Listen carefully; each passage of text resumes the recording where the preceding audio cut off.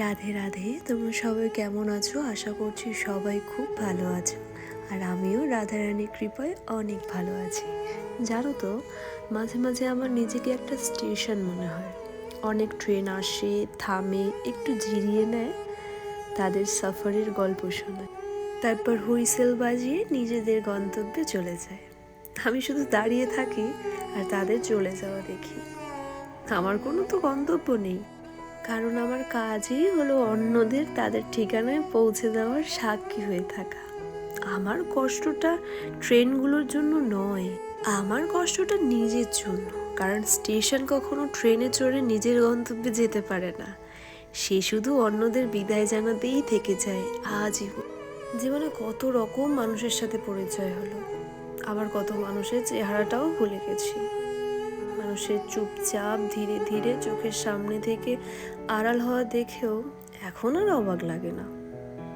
যার সাথে আমার যতটুকু পথযাত্রা লেখা আছে, সে ততটুকু রাস্তাই আমার সাথে হাঁটবে, তাই না?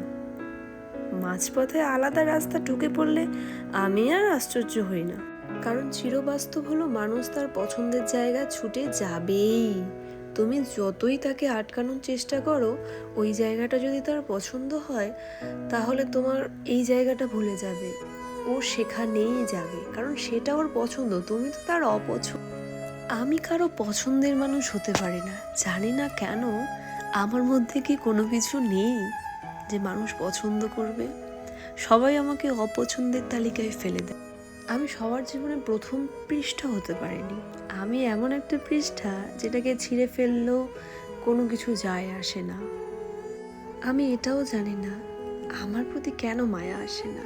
আমি তো এতটা ভালোবাসা দেই, এতটা আগলে রাখি, তারপরে কেউ আমার প্রতি কোনো ভালোবাসা আসে না। কেন আসে না জানো তো? আমিও খুব করে চাই যাকে আমি ভালোবাসবো সে আমাকে এতটা ভালোবাসা দিক যেন আমাকে ছাড়া তার কোনো কিছুই ভালো লাগে না। কিন্তু দেখো, যেই মানুষটা বলেছিল যে তোমার সাথে কথা না বললে আমার ভালো লাগে না, আমি যদি কথা না বলি আমার শরীর খারাপ হয়, আমি যদি রাগারাগি করি তার শরীর খারাপ হয়, সত্যি শরীর খারাপ হয়, কিন্তু দেখো সেই মানুষটা এখন আমাকে ছাড়া কত খুশি আছে। আমার প্রতি একটুও মায়া হয় না, মায়া হয় না, দয়া হয় না, কিছুই হয় না। কেন হয় না গো? আমিও তো মানুষ, এতটা ভালোবাসা দিয়ে আগলে রেখেছিলাম, তারপরেও মায়া হয়নি। আমার এত বছরের জীবনে এসে এটা বুঝেছি আমি, যে আমাকে ফেলে দিতে বা আমাকে ছুঁড়ে ফেলতে কারোর কোনো যায় আসে না। কারণ তারা ভাবে ওর তো মন নেই, ও ঠিক হয়ে যাবে, কিন্তু আমাকে তো আমার সুখটা পেতেই হবে। কেন আমি কি সুখ দিতে পারিনি বলো? এতটা তো সুখে রেখেছিলাম। রাগ অভিমান তো সবার হয়, তাই বলে ছেড়ে চলে যাবে? আমি শুনেছি বছরে বছরে আমরা জামা কিনি, জামা কাপড় কিনি পুজোর জন্য, কিন্তু বছরে বছরে কি কেউ কখনো মেয়ে বদলায় বা ছেলে বদলায়? এটা কেমন মানসিকতা বলো? জীবনে অনেক অবহেলা পেয়েছি, যেটা আমি সেই মানুষটার কাছ থেকে কখনো আশাই করিনি। তাই অনেকটা দুঃখ কষ্ট নিয়ে এখন মনে করি যে তার সঙ্গে হয়তো আমার এইটুকুই পথ চলা ছিল, এটাই বিশ্বাস করি। মেনে নিয়েছি, অনেক কষ্ট হয়, তারপরেও মেনে নিয়ে